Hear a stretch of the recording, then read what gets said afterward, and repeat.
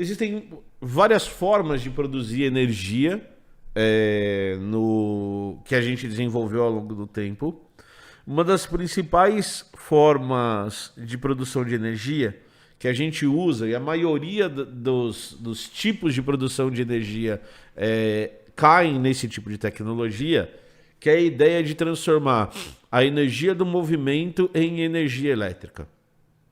Então você tem turbinas, você tem equipamentos que você vai movimentar esses equipamentos. Então as turbinas eólicas funcionam desse jeito. E a hora que você movimenta esses equipamentos, você transforma a energia cinética em energia elétrica, tá? E esse é o princípio de funcionamento de hidrelétricas, por exemplo. Então, como funciona uma hidrelétrica? Você faz uma barragem, você acumula água desse lado da barragem, aí você tem um cano gigantesco e uma turbina lá embaixo. A hora que você usa a energia que está contida ali naquela água para movimentar aquela turbina, então, a hora que você abre a comporta, você tem essa diferença de altura. Essa diferença de altura faz a água cair. A hora que a água cai, ela tem uma energia contida. Isso faz girar a turbina e a hora que gira a turbina, você gera energia elétrica. No caso de uma termoelétrica, você esquenta a água, isso gera vapor, esse vapor gira uma turbina e faz a geração de energia elétrica. No caso de uma usina nuclear, o processo é parecido com uma termoelétrica, mas a origem desse calor é a reação nuclear. Então o que você vai ter é que a grande parte da energia produzida no planeta é produzida a partir desse processo de transformação de energia cinética em energia elétrica. E o que vai variar é a fonte desse movimento dessa turbina. Então pode ser o vento, pode ser a água, no caso da hidrelétrica, pode ser o calor produzido pela reação nuclear, a hora que você está quebrando átomos e liberando essa energia, tá bom? Então, cada tipo de produção de energia vai ter os seus custos e os seus benefícios. Por exemplo, a energia nuclear é uma energia que gera uma quantidade de lixo muito pequena. Só que é um lixo extremamente tóxico. Então a gente não sabe direito o que fazer com esse lixo tóxico que a gente produz a partir dessa energia nuclear. Então você vai ter um lixo que produz uma quantidade muito grande de radiação que pode ser extremamente nociva para seres vivos, inclusive para a gente.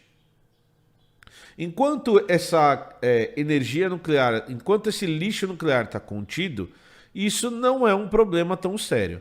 Mas quando você tem acidentes como Fukushima ou como Chernobyl, você gera problemas muito extensos com uma duração de tempo muito grande, tá?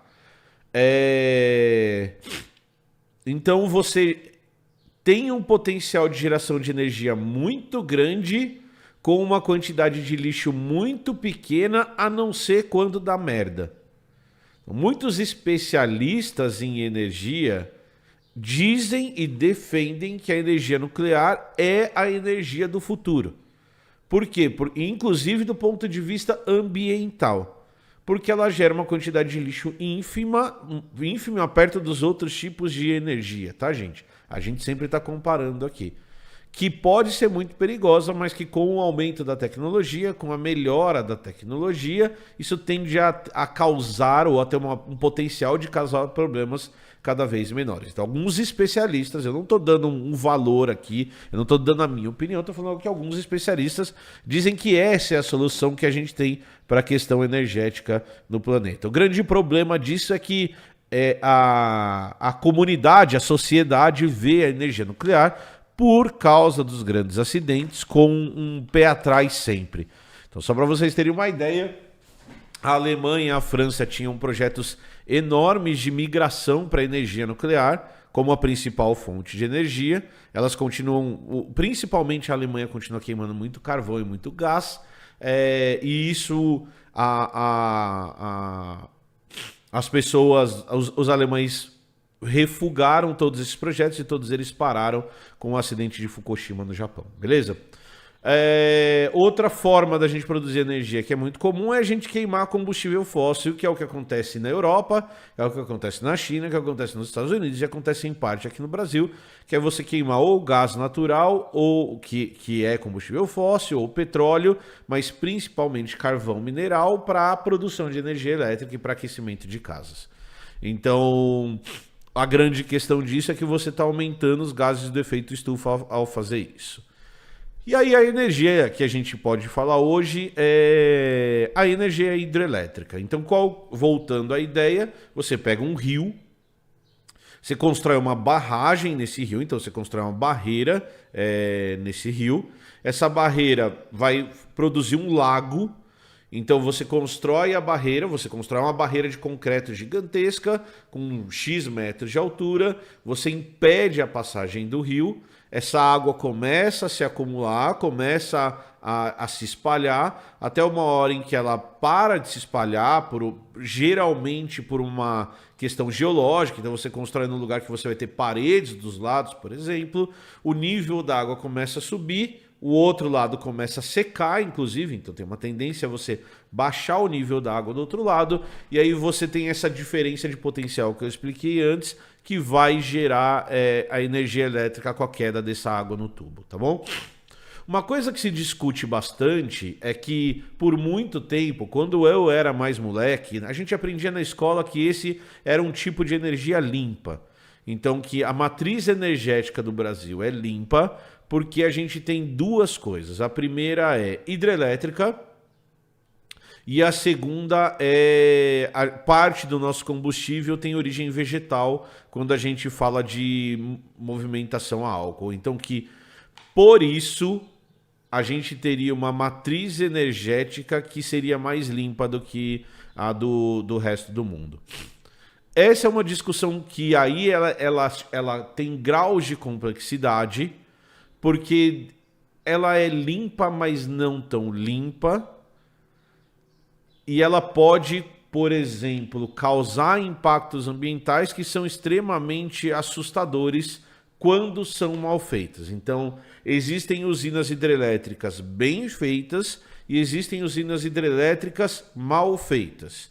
As usinas hidrelétricas bem feitas causam impacto ambiental e geram energia suja. Só que de uma maneira muito mais eficiente do que as usinas hidrelétricas mal feitas, que geram impacto ambiental.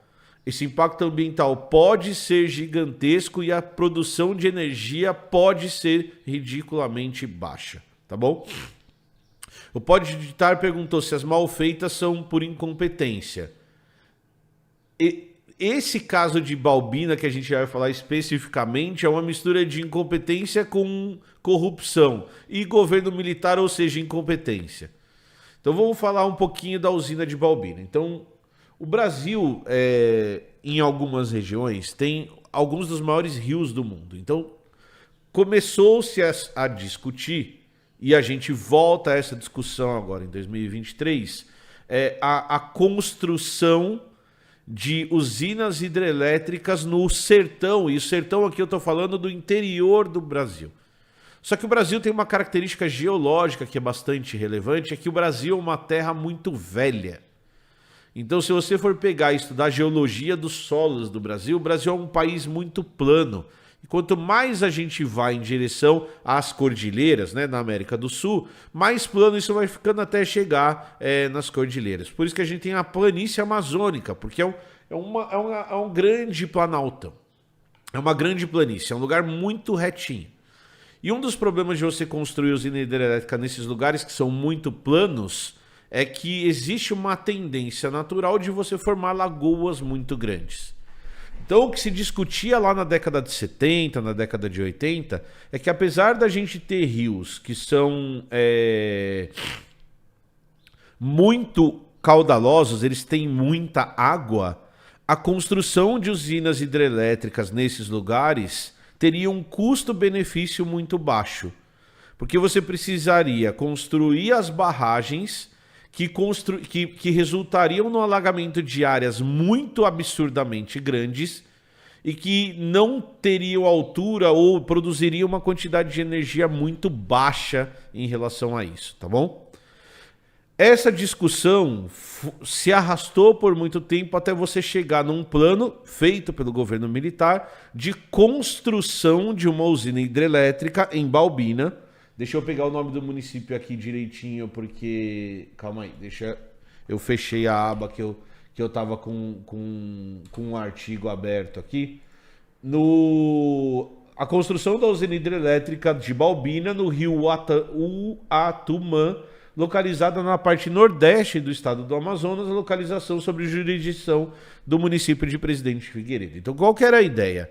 A ideia da construção de Balbina é uma ideia paralela ao plano de desenvolvimento da Amazônia.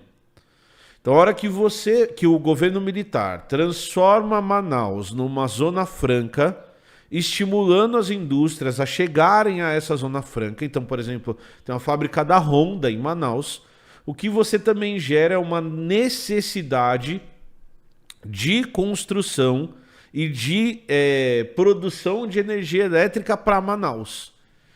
Então, a gente não consegue desvincular a construção de Balbina ao plano de desenvolvimento que foi feito da Amazônia. E aí aqui a gente precisaria fazer uma outra live gigantesca de novo para entender quais são os impactos que esse plano de desenvolvimento da Amazônia teve e que a maioria desses impactos são extremamente prejudiciais. Ah, Emílio, mas não tem que levar desenvolvimento para os povos da Amazônia. É um povo... Lógico que tem que levar. Só que tem que pensar, em primeiro lugar, que tipo de desenvolvimento que esses povos querem. Em segundo, e não necessariamente esses povos amazônicos querem o tipo de desenvolvimento que a gente acha que eles têm que querer. Aí a segunda coisa é, a gente precisa calcular muito bem os impactos sociais, que a gente vai falar bastante hoje, e ambientais que isso vai ter. Então, muito dinheiro foi gasto na construção da Transamazônica, que gerou impactos ambientais incalculáveis, sem os benefícios que se achava que iria ter. Então, vamos levar estrada, vamos levar progresso, vamos levar caminhão, vamos levar fábrica, mas isso é progresso? Que progresso? O que a gente quer para esses povos? E principalmente, eu vou repetir essa frase, o que essas pessoas querem?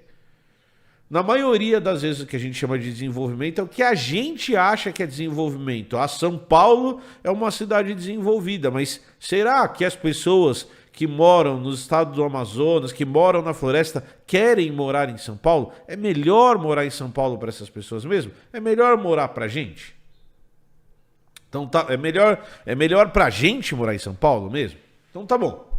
Então, o governo faz um investimento e uma mudança de estratégia em relação à Amazônia, e para isso começa a gerar uma necessidade de construção ou de uma forma de fornecer energia elétrica para uma cidade que estava crescendo, uma cidade que pungentemente estava crescendo e principalmente precisava fornecer energia elétrica para as indústrias que o governo militar gostaria que estivessem lá em Manaus usando os benefícios fiscais da Zona Franca de Manaus, tá bom?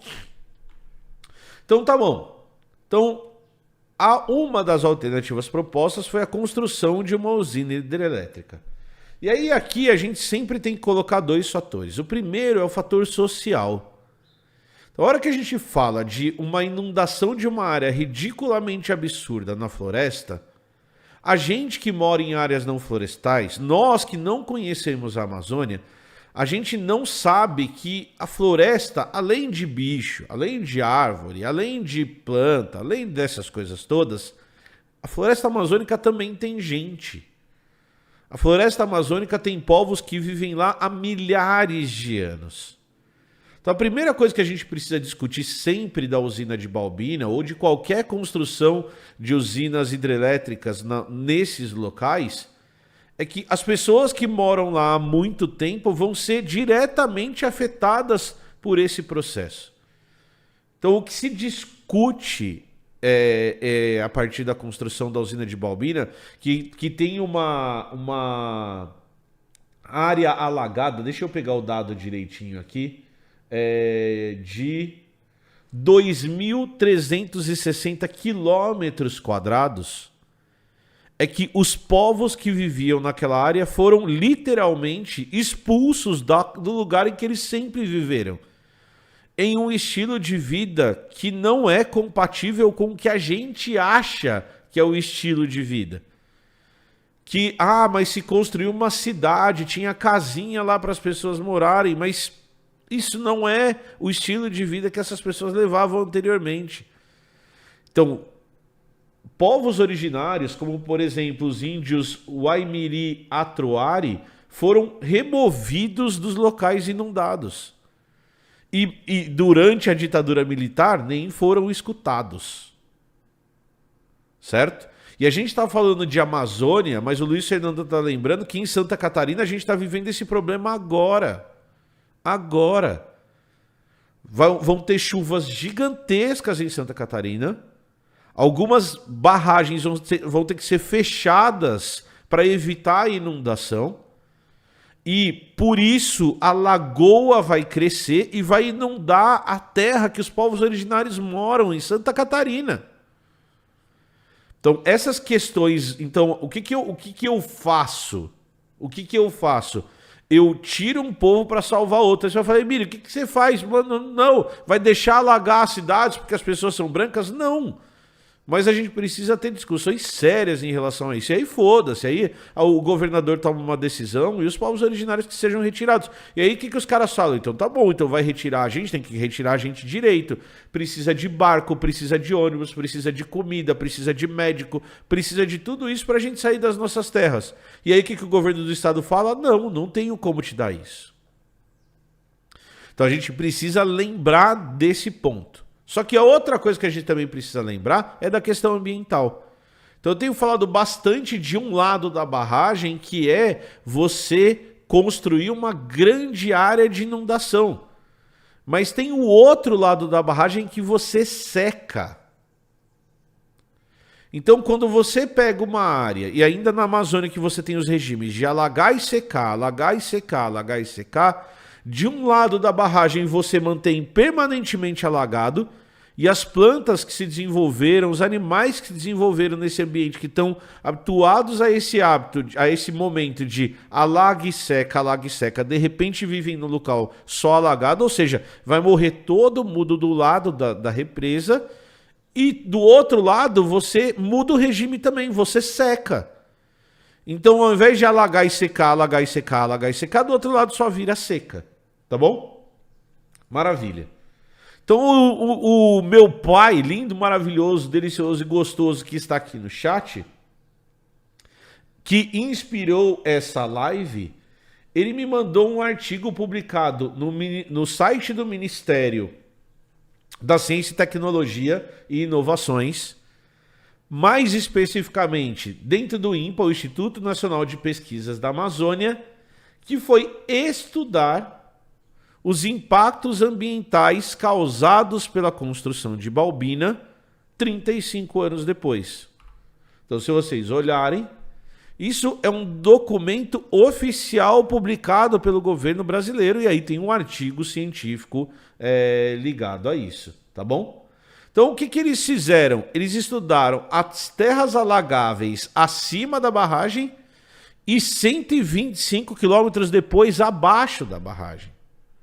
Então eu já vou colocar o estudo aqui na tela para vocês verem. Então eles publicaram esse artigo numa revista chamada Aquatic Conservation, Marine and Freshwater Ecosystems, em que eles foram estudar o impacto da usina de Balbina, tá bom?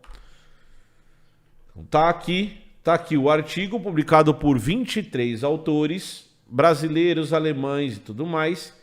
E eles foram tentar entender quais que eram esses impactos. Então, em primeiro lugar, o que eles descobriram é que na área alagada ocorreram dois problemas. O primeiro problema é a destruição da fauna e da flora.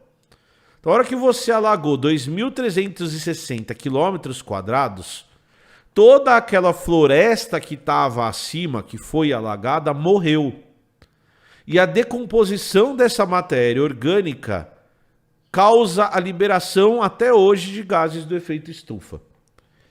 Se a gente pegar usinas mais novas, então como por exemplo Belo Monte, a partir da percepção de que isso podia acontecer, a floresta precisa ser derrubada. Então hoje em dia, para você construir uma usina dessa, você precisa derrubar a floresta antes de alagar. Por quê? Porque daí você elimina, em primeiro lugar, você dá um uso para essa madeira, você não deixa aquela madeira apodrecendo e você evita a liberação desses gases do efeito estufa. Mas em Balbina, a foto que eu usei na thumb é disso, você tem esses paliteiros que ele chama, que é onde as árvores morreram e ficaram ali. Então, em Balbina, você tinha um plano de retirada dos animais, de realocação dos animais, mas você não tinha um plano de retirada da floresta. Na verdade, lá na década de 80, quando os estudos de impacto ambiental foram feitos, os pesquisadores alertaram para esse problema. Então os pesquisadores falaram que isso ia acontecer. Se a floresta não fosse retirada, além das árvores morrerem, elas iam liberar os gases e ia ser um problema muito sério em Balbina. Tá bom? O Pode Digitar pergunta se eles realocaram somente os animais com cílios. Os com cílios e com penas, principalmente, Pode Digitar. E os com cílios grandes ainda. Os pequenininhos morreram tudo afogado. Então, em Balbina, os cientistas alertaram que Balbina não deveria ter sido construída do jeito que foi. E que se fosse construída, a floresta deveria ser retirada. Mas daí ia ficar caro demais. Ia ter que ter gente demais. Essa é a justificativa que o governo militar deu. O governo militar deu falando assim, ó. Ah, vocês estão falando que não é para fazer, nós vamos fazer. Vocês estão falando que é para cortar árvore, nós não vamos cortar. A informação estava lá na década de 80. E o que é assustador a gente perceber de Balbina, o que é assustador a gente perceber desse artigo, é que a maioria dos impactos ambientais que foram e que aconteceram em Balbina foram previstas pelos cientistas lá na década de 80. Os caras falaram que ia dar merda. Eles disseram que Balbina ia ser um problema. Eles disseram que a produção de energia não ia compensar. Existia essa informação. E a tomada de decisão aconteceu do mesmo jeito. A tomada de decisão foi política. Além dessa questão social que a gente falou, dos povos originários, dos ribeirinhos que foram afetados pela construção de Balbina, e além da questão ambiental, tanto de você ter a comunidade de animais e plantas afetadas na área alagada, quanto na área seca, a 125 quilômetros da barragem. Se você descer o rio, você tem impactos da construção de Balbina, provavelmente até mais, impactos negativos. A floresta também está morrendo embaixo. Você teve uma queda gigantesca de diversidade abaixo da usina, porque você mudou os regimes de floresta. Além disso, Balbina é um dos maiores escândalos do ponto de vista financeiro. Além de muito caro, eu vou puxar o cantinho aqui, Márcio, porque senão eu corro riscos, porque vai saber, além de muito caro, a corrupção comeu solta. Mas Emílio, você vai me dizer que no governo militar brasileiro existia corrupção? Meu Deus, que absurdo! Como isso é possível? Nas grandes obras feitas durante o governo militar, a gente tem os grandes absurdos de corrupção, o grande crescimento de muita gente muito rica ligada a isso, ligada a essas construções, que estão muito ricas até hoje. Então, a gente tem três coisas descritas. A gente tem A gente tem alguns processos. O impacto da construção propriamente dita, a chegada de um grande contingente de pessoas na área, um dos maiores lagos ligados a uma construção de hidrelétrica do mundo, o processo de não retirada de árvores, do apodrecimento das árvores, da liberação de gases do efeito estufa acima do rio, onde a lagoa foi construída. Essas árvores estão lá até hoje liberando gases do efeito estufa para uma quantidade de produção de energia ridiculamente baixa, que todo mundo sabia que era ridiculamente baixa. Então tem um cálculo apresentado nesse artigo que mostra que se eles tivessem colocado termoelétrica lá, queimando combustível fóssil o tempo todo para produzir energia, o impacto ambiental de produção de gases ia ser menor. A gente não está discutindo nem queda de diversidade, a gente não está discutindo nem o que acontece abaixo do rio, a gente está discutindo produção de energia por gás liberado. Eu não estou nem contando o resto. Tá? Então, a hora que a gente pega esse artigo que mostra que a produção de energia é baixa, o impacto ambiental é ridiculamente alto, tanto acima do rio quanto abaixo do rio, e que as populações locais foram diretamente afetadas por isso, a gente percebe que os cientistas deveriam ter escutados desde o começo. Porque lá na década de 80, com o estudo de impacto ambiental, tudo isso foi previsto. O que o artigo faz, o que esse artigo aqui mostra pra gente, é que ele corrobora os problemas que a gente esperava que fossem acontecer. Então o Márcio falou aqui, ó, eu já fui em Balbina e é muito triste. E deve ser mesmo.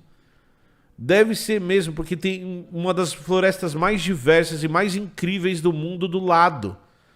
E você deve ser, Márcio, eu nunca fui a Balbina, mas deve ser fácil de perceber o impacto. Deve ser chocante perceber o impacto, tá bom?